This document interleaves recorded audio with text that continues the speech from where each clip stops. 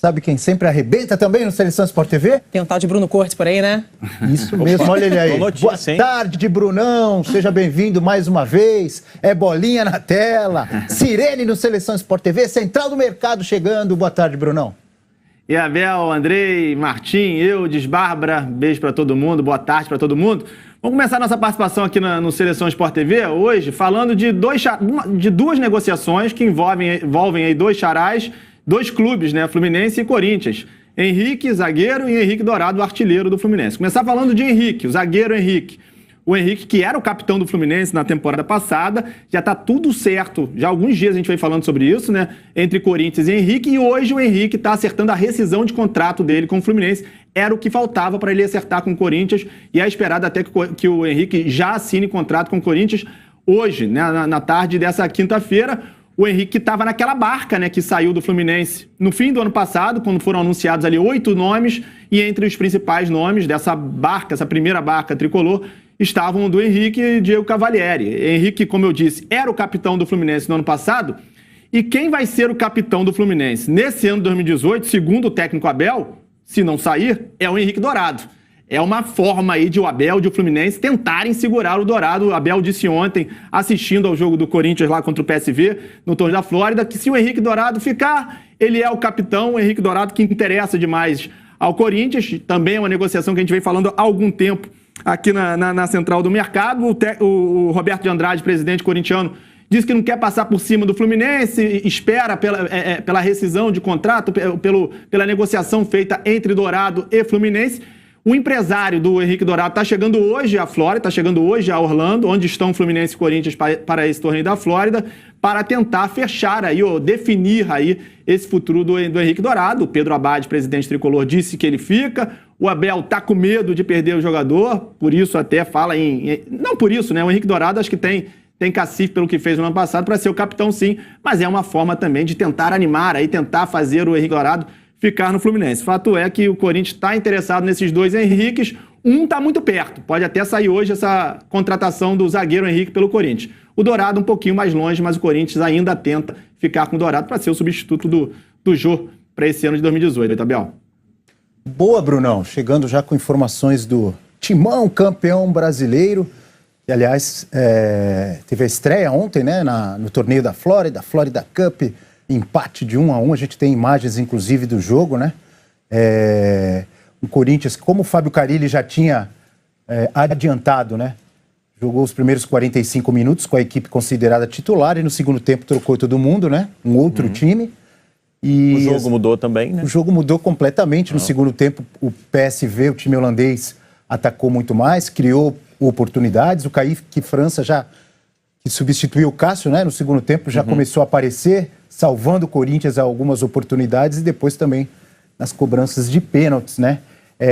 De qualquer forma, é um Corinthians que começa a se preparar para essa temporada de 2018 e se for concretizado realmente, né? Ainda está indefinido essa vinda do Henrique Dourado, aí completaria o elenco, pelo menos é o que o Carille disse, que o que está faltando é um zagueiro e um atacante para o lugar do Jô. São dois bons reforços, né? Tanto o Henrique zagueiro quanto o Henrique atacante. Eu acho que ele cumpriria bem a função que o Jô fez ano passado no Corinthians e acabou sendo decisivo para as conquistas que o Corinthians teve na temporada passada, o Campeonato Paulista e também o Campeonato Brasileiro.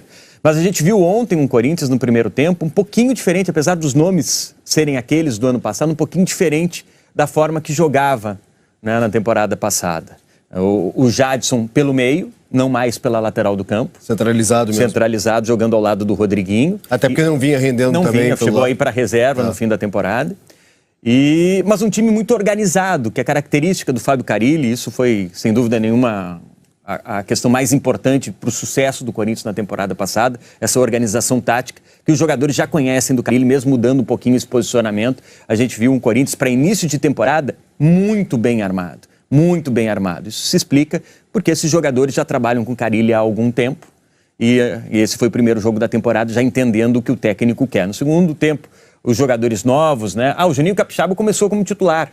E o Júnior Dutra entrou depois do segundo tempo. O Juninho Capixaba começou como titular, ele que é o substituto do Arana, veio do Bahia, foi muito bem no primeiro tempo, mostrou qualidades que a gente já vinha já via no tempo que ele jogava pelo Bahia. É um cara que vai ser importante. Acho que vai conseguir suprir a ausência do Arana, que também foi decisivo para a campanha que o Corinthians fez no ano passado, mas eu acho que o Corinthians vai repondo as peças que perdeu de uma maneira organizada e de uma maneira correta. Eu acho que o Corinthians chega forte, sim, nesse início de ano e tem como grande qualidade, mais uma vez, esse padrão tático estabelecido pelo Carille, mesmo sendo um pouquinho diferente, um time muito organizado. Eu acho que o Corinthians chega forte, acho que esse padrão tático bem definido, com um sistema defensivo consolidado, pode ajudar o Henrique, mas eu tenho uma curiosidade para ver o Henrique, o zagueiro Henrique, no Corinthians, que ele não fez uma boa temporada pelo Fluminense. O Fluminense sofreu muitos gols de bolas aéreas, inclusive com jogadas ali em cima do Henrique. Tudo bem que todo o sistema defensivo ou dificulta ou facilita a vida do zagueiro, e o Henrique também não foi favorecido por isso. Mas é por isso a minha curiosidade. Num sistema defensivo mais sólido, como é tradicionalmente do Corinthians, talvez o Henrique tenha mais facilidade para jogar, mas eu não sei se ele vai suprir, por exemplo, a saída do Pablo no mesmo nível. Que tinha a bola aérea defensiva como a grande, né, qualidade. A melhor qualidade do Pablo. O Corinthians tinha uma... Acho que o Fluminense perde mais com a saída do Henrique do que ganha o Corinthians com a chegada dele, na verdade. Entendi. O Corinthians tinha uma dupla de zaga de 2 zagueiros muito bons, mas que juntos formavam uma dupla melhor. Assim, a soma de Balbuena e Pablo era maior do que os dois zagueiros nota 7, que fizeram uma dupla de zaga nota 10 quase durante o campeonato. Assim, a ver se a química Balbuena e Henrique funciona como funcionou com o Pablo. A defesa do Fluminense foi uma defesa muito difícil até da gente identificar esse ano, né? Foi uma defesa que sofreu com muitas falhas individuais e coletivas. Era um time defensivamente extremamente desorganizado, porque o Henrique ele tem como característica também ser um cara de combate, um cara de bom cabeceio, um cara organizado, inteligente taticamente. Mas eu estou muito na opinião do Eudes, assim, a gente vai ter que ver, eu acho que facilita para o Henrique o fato dele saber exatamente o que ele vai fazer, né? Ele tem uma função muito bem definida no Corinthians.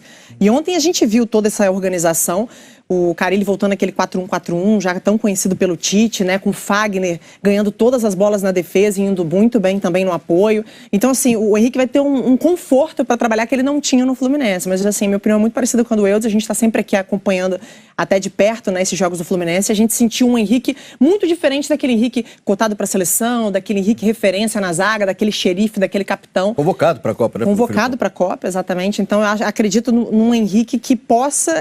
parece que vai cair como uma luva na carreira dele. Se ele conseguir manter aquele futebol que ele sempre teve, né? Esquecendo um pouco a última temporada, eu acho que ele tem tudo para ser um baita jogador pro Corinthians. Foi convocado, você lembrou bem pelo Felipão, né? Mas eu lembro que foi uma das convocações mais contestadas, talvez a única, né? talvez a única. Pela opinião pública, né? Sim, ele tinha sido jogador do Felipão no Palmeiras. No Palmeiras, e aí estava o Felipão, na Itália. E aí acho que Miranda estava em grande fase, estava no Atlético de Madrid. Sim, Miranda no Atlético de Madrid. E acabou não sendo chamado. Foi o cara de confiança do Filipão que ele levou. Mas o zagueiro que chega no Corinthians, acho que ele já chega com uma vantagem. É óbvio que ele tem que mostrar serviço, ele tem que fazer a parte dele, tem que correr, tem que defender bem, tem que... Enfim, mas os zagueiros são muito protegidos, a marcação, time muito organizado, marcação que começa lá na frente, aqueles caras lá, o Romero marca muito, o Cleison, todo mundo...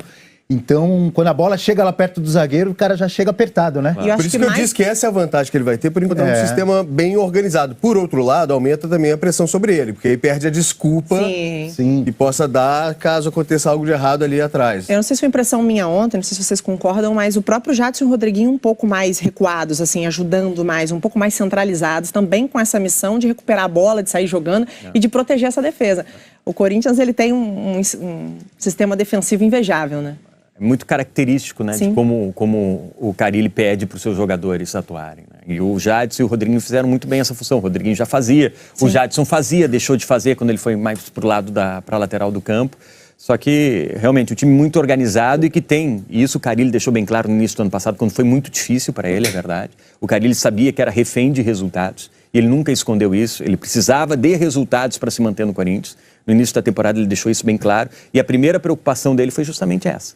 Deixa eu organizar a minha defesa para eu não perder jogos e depois eu vou organizando, né, a parte de transição para o ataque, depois eu organizo o ataque. E isso ele conseguiu fazer rapidamente. O Corinthians, no finzinho do Campeonato Paulista, engrenou. Ele ainda passou por momentos difíceis no Campeonato Paulista. Teve um clássico contra o Palmeiras em Itaquera, que se perdesse, era grande a chance do Carille perder também o cara. Ele disse que esse foi o jogo Esse foi o jogo da virada.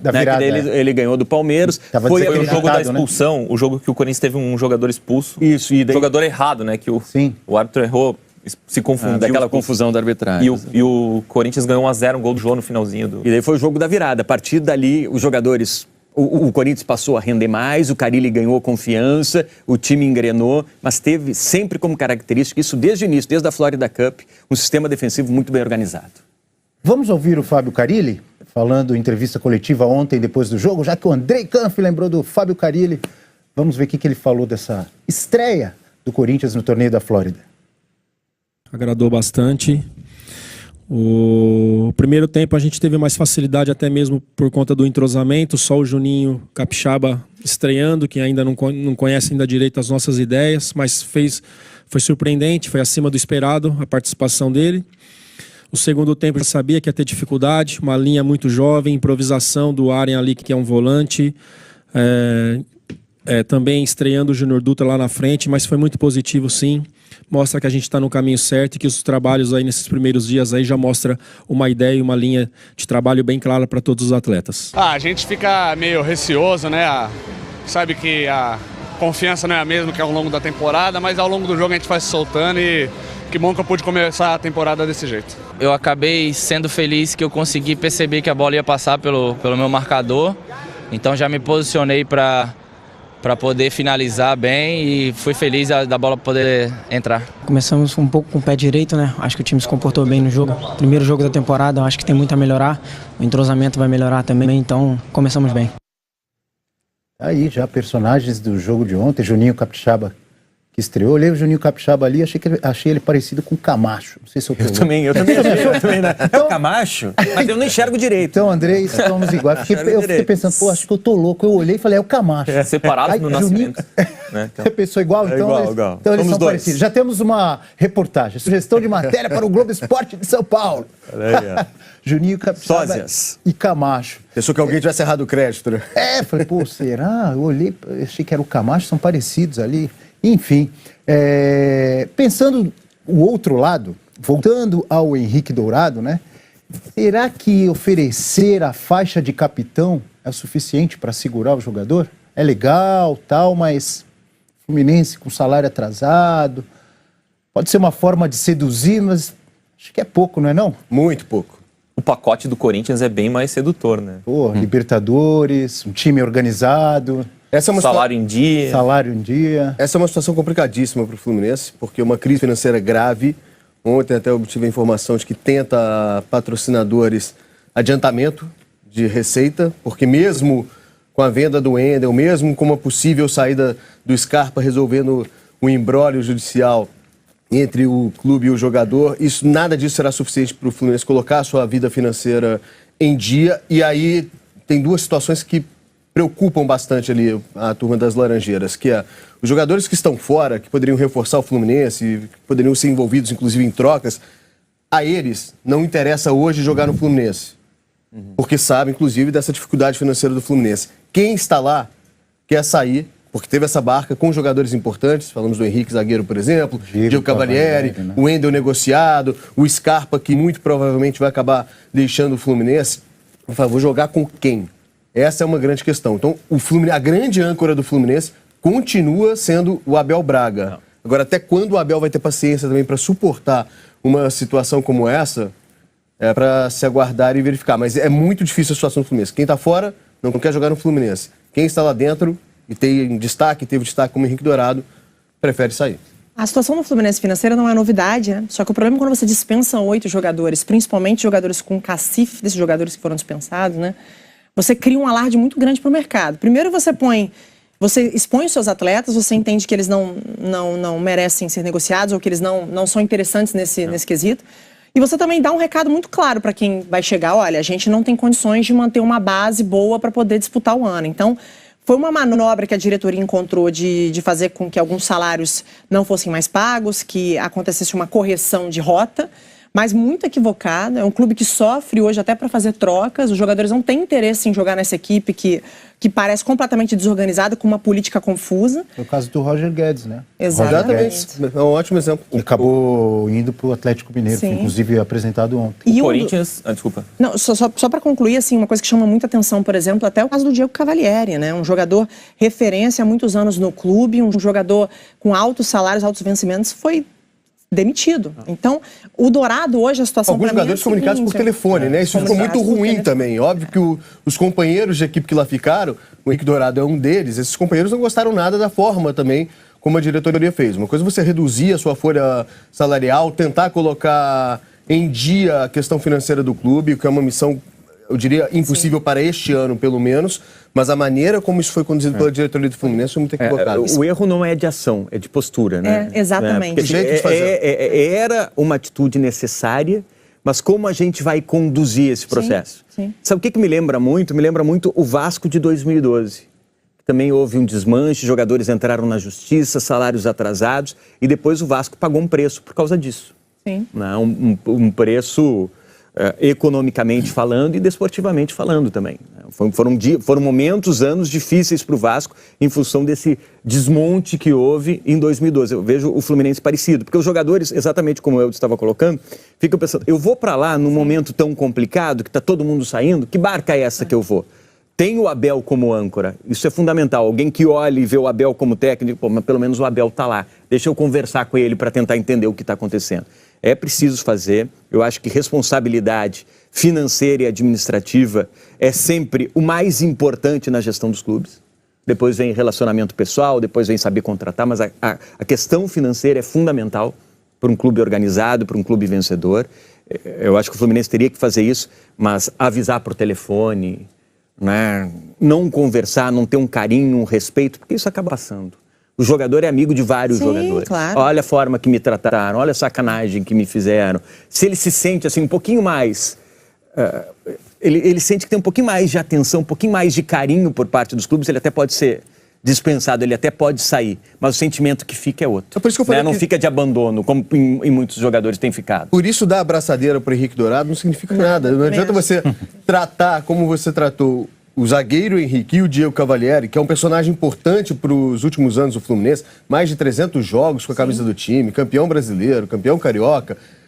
Tratar dessa forma a saída deles, depois chegar lá e oferecer para um companheiro de equipe a abraçadeira de capitão, isso na prática não E a tem situação resultado. do Henrique Dourado, ela é a seguinte, o Henrique Dourado para mim tem duas saídas. Se eu fosse de alguém da família dele, eu ia falar, cara, ou você sai do Brasil agora ou você busca uma estabilidade, porque isso é o melhor momento do Dourado na carreira. Tem que ele tem que aproveitar. buscar agora o que é melhor para ele. É um Tem que péssimo aproveitar. negócio pro Fluminense e um maravilhoso negócio pro Dourado e pro Não sei Corinthians se é cumprir. péssimo pro Fluminense, não. já está virando. Se pegar um bom dinheiro. Sim, em termos técnicos, né? Assim, perde muito. Já está virando uma pequena novela, a novela Henrique Dourado. E será que Bruno Cortes vai trazer mais uma novela pra gente?